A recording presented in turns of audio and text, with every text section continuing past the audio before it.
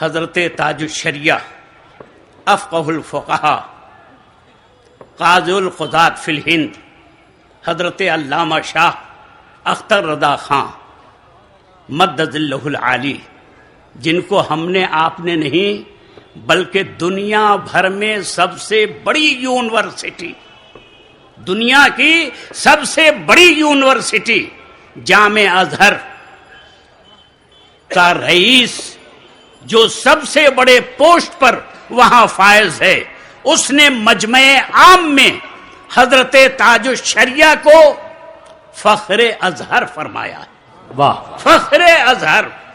آج تک جتنے بھی یہاں سے فارغ ہوئے، اس پر اگر ازہر فخر کر سکتا ہے تو وہ صرف اختر رضا کی ذات گرامی ہے، سبحان اللہ، سبحان حضرت تاج الشریعہ کی ذات گرامی ہے۔ نعرہ تکبیر، کرے گا نعرہ رسالت، حضور تاج الشریعہ، فیضان تاج الشریعہ، خاندان اعلی حضرت۔ ارے بیٹھے رہو، کائے کھڑے ہو رہے ہو؟ بیٹھ کر کے بیٹھ جاؤ۔ بیٹھیے۔ ان حضرت حضور وہ بچپنے والا سنا دیجئے، تسبیح لے کے گھومتے حضور مفتی اعظم ہند کے سامنے، وہ سنا دیا جائے حضور، بڑا کرم ہوگا۔ درود پاک پڑھیے۔ اللہم صلی علی سیدنا و شفیعنا مولانا محمد صلی علیہ وسلم و مولانا محمد و بارک وسلم۔ میں حضرت کے والد کا ایک واقعہ سنانے جا رہا تھا، حضور وہ بھی سنا دیا جائے، قاری صاحب نے پہلے وہی سنا دیا جائے حضور، اچھی بچپنا بات۔ حضور تاج الشریعہ کا۔ آپ لوگوں نے تو کبھی کبھی حضرت کو دیکھا ہے اور فیض حاصل کیا ہے، لیکن اس فقیر پرتقصیر نے ایک دو مرتبہ نہیں بلکہ جب یہ 6-7 سال کے تھے اس وقت سے لے کر آج تک میں دیکھتا آ رہا ہوں۔ آدمی کی زندگی ڈاواڈول ہوتی رہتی ہے، حالات بدلتے رہتے ہیں، لیکن یہ شخصیت وہ شخصیت ہے کہ جو کرامت 7 سال کی عمر میں ان کے اندر دیکھنے میں آئی وہ آج بھی نظر آ رہی ہے۔ اللہ اللہ، اس میں تبدیلی ہم کو نظر نہیں آتی۔ جب یہ 7-8 سال کے تھے، میں حضور مفتی اعظم ہند کے سیدرے میں جو 3 دروازے والا بیٹھک ہے اس میں حضرت بیٹھتے تھے 2 زانو، ہمیشہ ہر وقت ایک ہاتھ پر کاغذ، دوسرے ہاتھ میں قلم، اور ایسے لکھتے تھے، نیچے کچھ نہیں، نہ دفتی ہے، نہ کوئی کتاب ہے، نہ کوئی اور چیز ہے، صرف ہتھیلی پر رکھ کر کے آپ لکھا کرتے تھے، چاہے وہ کسی مسئلے کا جواب ہو یا کسی کی تعویذ ہو، ایسے آپ لکھتے تھے۔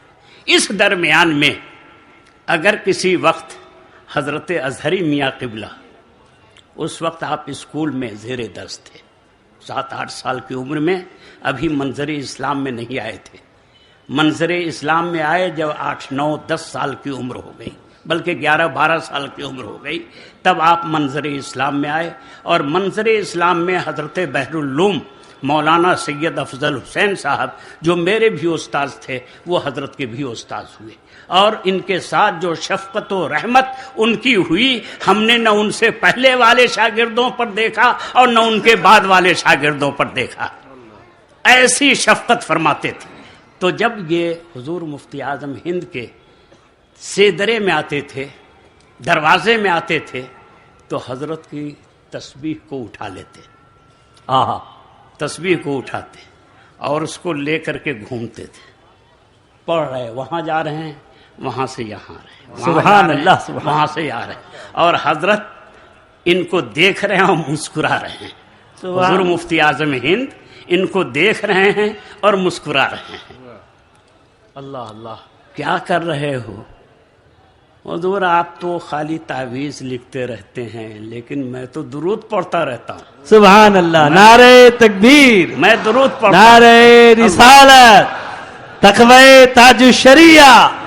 اللہ، یعنی اس عمر میں بھی یہ خیال ہے کہ میں اپنے نانا جان کی خدمت میں ہوں اور ان کے سامنے میں درود پاک کا ورد کر رہا ہوں، درود پاک پڑھ رہا ہوں۔ ان کی ذات وہ ذات گرامی ہے کہ جب یہ ازہر شریف میں تھے، جامع ازہر میں تھے، اس وقت ان کے والد گرامی ہمارے استاذ پیر و مرشد حضرت علامہ الحاج شاہ محمد ابراہیم رضا عرف جیلانی میاں مفسر اعظم ہند شیخ الحدیث جامعہ رضویہ منظر اسلام بریلی، یہ ان کے والد گرامی تھے۔ جب یہ جامع ازہر میں تھے تو ان کے والد اکثر فرماتے تھے، اس بات کو بھی گوشے ہوٹ سے سنیے، اکثر فرماتے تھے میرا اختر ابھی جامع ازہر میں ہے، ان قریب وہ سنیت کے آسمان پر طلوع فرمائے گا، طلوع کرے گا، اور جب وہ طلوع کرے گا تو اپنے قریب آئیں گے اور دشمن دور بھاگیں گے، اپنے قریب آئیں گے اور شیطان دور بھاگیں گے۔ یہ ان کی پیشن گوئی تھی، یہ ان کا فرمانا تھا۔ اور جب اللہ تبارک و تعالی نے ان کو مقام قطبیت عطا فرمایا ہے کہ ساری دنیا ان کے پیچھے جا رہی ہے، تو وہ بات جو انہوں نے فرمائی تھی آج واضح طور پر ہمارے سامنے نظر آتی ہے، واضح طور پر ہم دیکھ رہے ہیں کہ جس کے دل میں سنیت ہے، جس کے دل میں بریلویت ہے، جس کے دل میں اعلی حضرت کی محبت ہے، جس کے دل میں مفتی اعظم کی محبت ہے، جس کے دل میں حجت الاسلام کی محبت ہے، وہ ان کے قریب ہو رہے ہیں، اور جس کے دل میں یہ چیزیں نہیں ہیں وہ دور ہو رہے ہیں۔ جو ان کے والد نے فرمایا تھا وہ چیز ہمارے سامنے آ رہی ہے، اور انشاءاللہ تبارک و تعالی جو شخص ان سے محبت کرے گا، ان کے دامن سے وابستہ ہوگا، ایسی چادر ان کے سر پر ہے، ایسا واسطہ ان کے ہاتھوں میں ہے کہ انشاءاللہ تعالی وہ دنیا میں بھی کامیاب ہوگا اور آخرت میں بھی کامیاب ہوگا انشاءاللہ۔ درود پاک پڑھیے، اللہم صلی علی سیدنا و شفیعنا مولانا محمد وعلی آل سیدنا و مولانا محمد وبارک وسلم، صلاۃ و سلام علیک یا رسول اللہ۔ ان کے والد کے ساتھ ایک مرتبہ تبلیغی سفر پر ہم نکلے۔ کہاں گئے؟